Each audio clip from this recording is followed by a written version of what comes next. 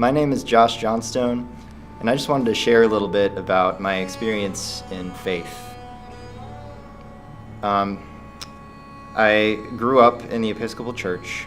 I was very active in the church as an acolyte, a cross-bearer, and I was confirmed when I was 15. It's a pretty standard faith story in the beginning. You know, I went to church because my family did, and it's just kind of what you do. I believed because it's what you're supposed to do. And of course, I started growing up and asking myself harder and harder questions. Why do we pray for things if God already has a plan? Why do evil and suffering exist in the earth if there's a benevolent and omnipotent God? And when I got to college, these hard questions really started getting to me. And I thought, well, if there's no straightforward answer to these questions, then it's reasonable that I should give up on faith altogether. This Christ being resurrected from the dead was just way too fantastic for me to believe. And I became an atheist. Transitioned from confirmed Christian to unapologetic atheist. And I had similar friends around me who had experiences like that, and that also fueled that fire.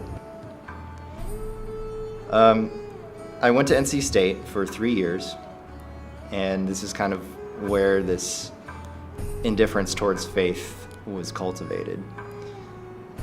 Nothing against NC State, but that's just what happened. After kind of a mental crisis, just a very challenging time in my life, I decided a change was needed. I went to UNC Greensboro. I transferred. I started studying music. And also I started thinking about faith again.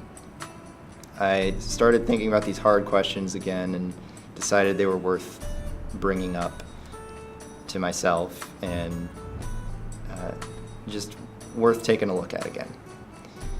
And it turns out some of the other music students that I met were involved in the Ratio Christi Club at UNCG. And I said, hey, I've never really tried apologetics. I'll go do a meeting and see what it's all about.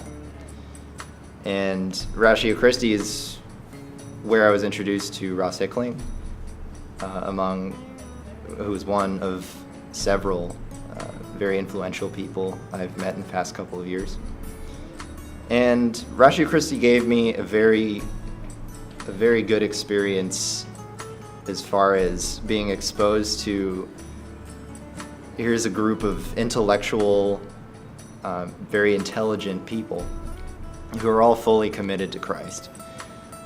And that was very almost strange for me to experience that. But sure enough, all these hard questions that I've been thinking about were being addressed in these meetings, and I kept going every Monday night, and these questions were addressed and arguments were presented to me, evidence that I just couldn't refute. And it got to a point where I really had to reevaluate my position on faith. As this is going on, I started singing at a church in Burlington, First Presbyterian, and started to hear sermons again. I started to sing these anthems and hymns and really listen to the text and what are these things saying. And sure enough, all of this started building up.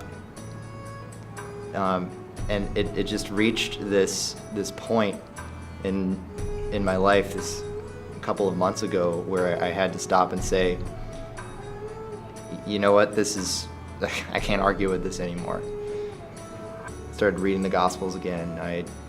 I started really paying attention to the sermons I was hearing, to the arguments I was hearing from Ratio Christi, And sure enough, it got to a point where I can call myself a Christian again. I did so much research and talked to so many people, and it's just kind of an amazing thing to look back and see how each of these little things were presented to me in just the right order at just the right time. Just meeting the people who brought me to Ratio Christi, going to this church in Burlington and singing and listening to these sermons, sitting down and talking to people like Ross. And it only points back towards God now, and I see that now, that it's just, there's no way it could have happened at any other time, any other way. This was the right time for me. And here I am now. And I want to use this opportunity to take my faith even further. I want to spread this news to other people. I want to learn more about theology. And it's just an amazing feeling now that, yes, you can be intellectual and also be a Christian. And a couple of years ago, I would have told you that's completely impossible. And I only have God to thank for putting people in my path to make that possible. Just wanted to thank Ross Hickling for inviting me out here to share this with everyone, and also for being a great mentor and friend.